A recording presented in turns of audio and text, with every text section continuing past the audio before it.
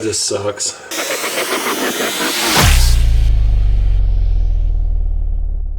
I got a nail in my brand new, well, it's not brand new, I've got like what, 50 miles on it, 100 miles. My new Avon Z-rated tire for the BMW bike. Fortunately, I know the right way to fix it, especially on a Z-rated tire or something that you care about. You pull this out and you run this back through it.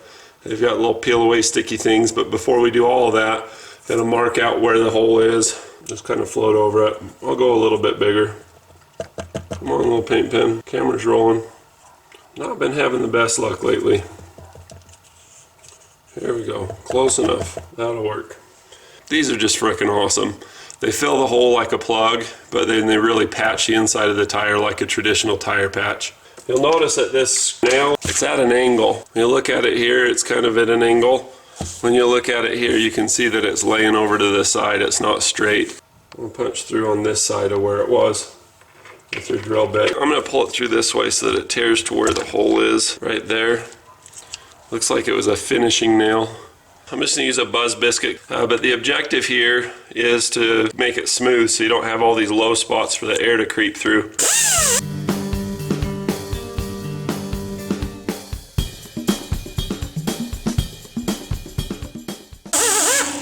We need to be on this side, get right between where the hole is.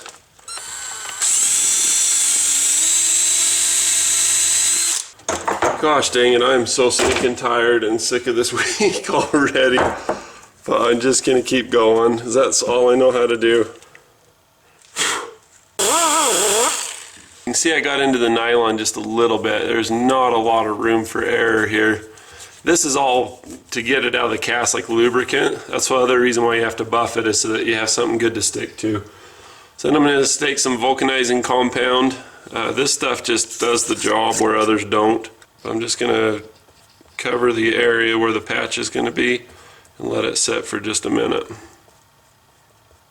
So the next thing is you take the blue part of the patch off.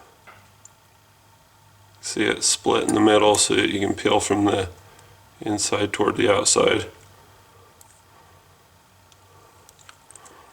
like that.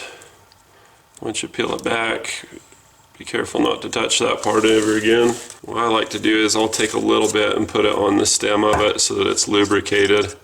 People will tell you don't have to use rubber cement. Don't listen.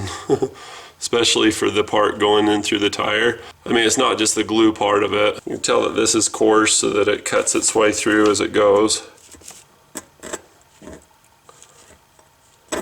So just put it through like that and then pull it through the other side until it bottoms out.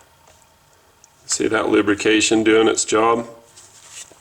So I'm going to push from this side, pull from this side. When you pull it gets it skinny, and then you just nip it off like that. So you've essentially got a plug, but then on the inside of the tire you have a patch. Ideally you want to use the roller tool. I can't find mine since I moved. So what I'm going to do is just bump it up and down. You want to push out any excess glue, and then you also want to push out any air. So you just start in the middle and work your way out. Bullseye method, not as effective as going side to side like this. Just push it down to the side. This stuff literally melts the patch to the tire, the vulcanizing compound. So no matter how fast you go, this won't get thrown out. You can see it's melting it out as I spread it and smear it. I mean, this is get her done stuff. When you're done, you can let it dry. Basically, you just want to hook the clear part and then peel from the center out. See, like that.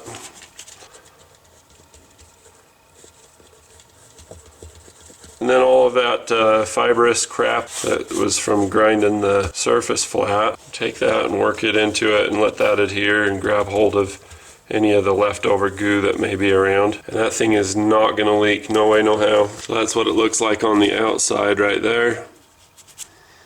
That's what it looks on the inside. This, of course, is just left over. Now I could have done a plug like these, but this is a Z-rated tire that's made to go really stinking fast. Let me show you what these do. Alright, so once you have your hole established, you take your reamer and you just ream it in and out. If the tire's full of air, it's a lot easier. It's not as spongy like you see here. But once that's done, you take your tire plug and just work it in there. It's best if they're clean, but obviously not doing my best on this. I'm just showing you what these look like on the inside. Draw them through. These are sticky enough. Some people say you don't have to put any lube on them, but you're mistaken. And I say lube, I mean glue. But basically, if you take some vulcanizing glue, the chances of it melting onto it and really staying put are a whole lot better. But it also, like I say, it acts as a lubricant. I mean, it doesn't take much for air to get around something and create a leak. The big thing is it's got to lubricate. This is not going to go in easy because it's not inflated very well. But you just push that in. You can twist or do whatever you need to do. You just need to get it to where the bend is past the tire. So that's what it looks like on the inside. There's a little slit in the tool to release it, and you just need to yank. You only need to get just enough of this elbow to go in there. You don't need a whole bunch hanging out. So let me show you the yank. When I do the yank, I straighten my elbow in line with it, and then I throw my shoulder into it, and then I yank with my arm. Lead with it, momentum, and it just pulls right out. At this point, you've got kind of like a knot, if you will, on the inside of the tire. It's like a loop. So when you're driving down the road, the complaint that people have about these is that they're temporary. It creates a big hole, so if it does come out, your tire just dumps air fast. That's especially bad on a motorcycle tire. That's why I'm going to all the trouble to pull my tire off and go with that plug patch that I showed you. So at this point, you can cut it off like this. If you use glue, you don't have to wait. You can go right into driving it. I've had these last a really long time. I mean, as long as the tires last, they're really not that bad, especially on an older tire. If you go into a tire store, they're going to frown at you. Bottom line is these are actually really effective, especially if you get the good ones like this. These are the made in the USA nice ones, the red ones. There's black ones that are good too. That's the way it works, and I must say they do work really well, but you can eventually throw them if you have the right circumstance. They can come out and just dump air like crazy. But like I say, typically it's not a problem. Typically they stay in pretty good. But on a motorcycle tire, especially whereas they're so thin, and a Z-rated tire that you just don't want to mess around. Now what's Z-rated? How come I keep saying that? So when you look at a tire, this is the tire size for that BMW I've got, the 180/55 ZR17. R's for the rim, 17-inch rim, and this is the height and the width of the tire. Z just means that it's rated for high speed. If you don't have the Z there, it's not rated for high speed. Because this is made to be a pursuit vehicle, it's made to just really cook.